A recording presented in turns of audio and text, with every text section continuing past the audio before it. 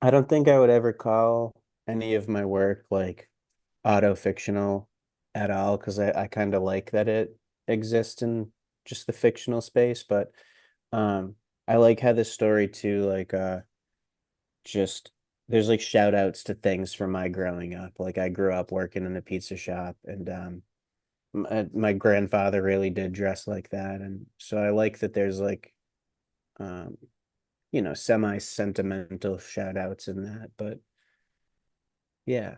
It's all like marketing purposes and like having where do we slot this and how likely is it to sell if it's labeled this or that.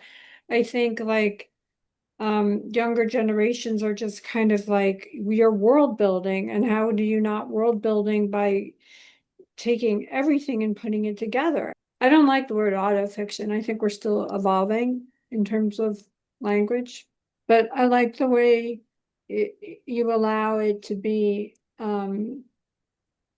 We're walking within and without and watching. I mean, it to me, it felt cinematic. Like I could see it, and I could like when he's shadow, and then it's like, oh, is someone seeing me? And then the idea of almost being in a fight and like the masculinity stuff, being challenged, but there's like this like the randomness of it. And like, do I want to do this? It's anger and this all this fucking stuff coming at you. Mhm.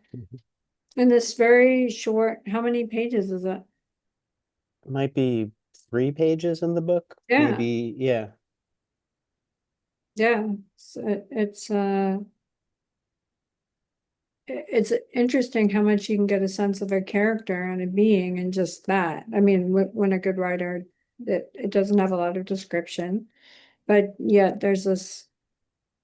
I feel like I'm getting a sense, a pretty full sense of a person, which is to me craft. All right, I mean that's cool. Like I'm glad that it doesn't. I'm glad you're saying this because like I'm glad you're not like and I don't think you would ever do this, but like readers do this all the time, and it's like it's so nice to hear that, quality and quantity aren't equated because so many of my stories are short, and it's kind of like what you're saying too about like marketing. Like there's nothing worse to me than when somebody's like, "Oh, you write flash fiction?" And I'm just like, "No, I just write." Like I don't know yeah, I don't like the pigeonholing and the like you have to call it something. It's just like it just seems like a term that was made so that like a few literary magazines or like marketers could like call something something, but um yeah, like the concision and the shortness of the stories. I mean, it's not really a new thing by any means. It existed long before uh the internet allowed people to call things things. Yeah, yeah. I mean, it like Faulkner did that, and I love stories where you might have to reread it to find out what's going on. I can't generalize because for some writers it works, and for Yeah. some writers, if they tried to do what you do, it wouldn't work. You know, I think especially now when people are used to reading in these bite-sized, Twitter type things. But again, I also think there's people like there like the way people are into vinyl, or tapes, long form Yeah. also. Yeah. Yeah, no, definitely. I mean, I really wish I've been trying just for my own sake to stretch stories out longer. To just keep pushing a little bit. Uh I don't think one's better or worse than the other. It's just so many of my first stories came out this way. Like it sort of just they sort of just naturally came out this way. So Um you just sense there's a feeling of like closure. I mean, because they kind of have this kind of dangling at an edge, kind of like, yeah, I'm done, you know? yeah. Yeah. Yeah. Yeah, I don't know. I don't know like what gave me the idea I could do that or anything like that. But I mean, once I had enough stories, I could see what I was doing, and I wasn't necessarily trying to fight against it, but um yeah, after I don't know, all these years writing at this point, it's like yeah, it's fun to stretch it a little bit too. Yeah, it was like Sheila Heti had this story about the girls on the boat, um, and recently in the New Yorker, and she talked about expanding that maybe into a book, which I have a feeling she will.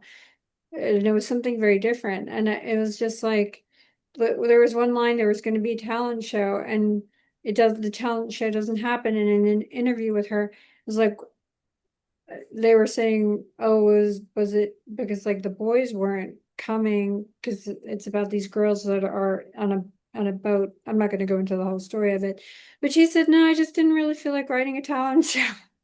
Yeah. Like, but it that feeling of being available to these characters, giving yourself over and seeing like where they want to take you and where they're going to go is is is really fun. And then the editing and see that sometimes maybe they took you too far. Yeah. Um, so there's a lot of boxing references in The Champ is Here. And I read the interview you did in Cleveland, a review of books. They used to box from the age of like 13 to 16, and Hmm. and you were undefeated. And Yep. and the thing is, you don't seem uh competitive, and I like the way you talked about that you just like the sport, and that the gym, the atmosphere, the training, the what do you call it, like the whole milieu, the whole, Yeah, yeah, yeah. and the culture of it. um to me, it feels like there's a way I see that in your personality, like you're in it for the joy and the but also the a respect for the craft of it, like wanting it to be good Yeah. No, that's over. cool. Yeah. I think it's nice that you think that lines up with my personality and my writing. There's also a side of me that wants, and I think I've been practicing this recently. There's a side of me that wants writing to be like that still. Like it doesn't feel like I've reached um that same sort of like pure love I had for boxing.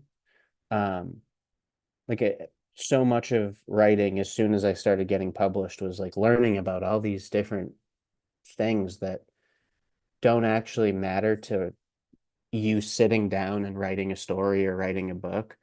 Like, And what do you mean? When did you get a master's, or did you? yeah, I got a master's. And I had a great experience there. Where'd you go? I went to Virginia Tech.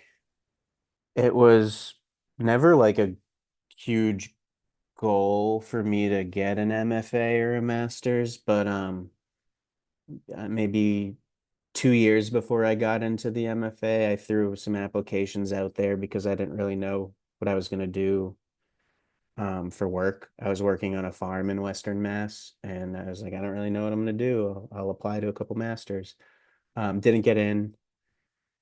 And then 2 years later, Ray and I were living in Tucson, and I got the itch again to apply to some master's programs, one being the one in Tucson because it was funded, health insurance and all that stuff.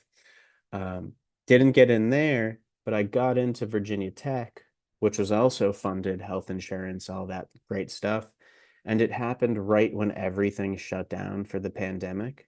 So it ended up working out really beautifully. I mean, I feel so hashtag blessed that I got to meet you all. I mean, that was really just a we all were together at the Storyfort, yeah, yeah. Storyfort. Yeah, no, we felt lucky too. I mean, that was